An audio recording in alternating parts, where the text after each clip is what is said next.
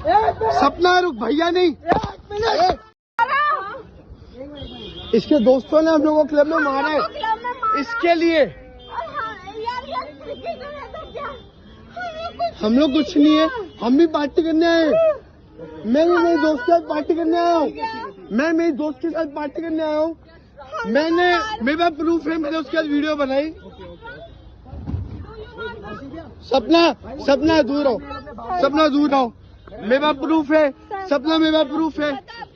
Sir मैंने उसके साथ वीडियो बनाई, इससे मेरा फोन छीना और मेरे को धक्का दिया।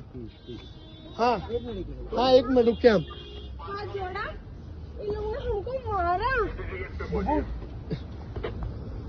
इसके दोस्त लोग हम लोग को मार के भागे और मेरे पास गाड़ी का फोटो तक है और लड़के लोग चिल। अगर आज क्रिकेटर की इज्जत हो गई हम देखेंगे, हमने अगर अपनी मौत नहीं दी तो रोड पे तो देखेंगे। मैंने अगर मर्डर नहीं किया ना अपना तो देखेंगे, मैं अपना गला काटूंगा इधर रोड पे।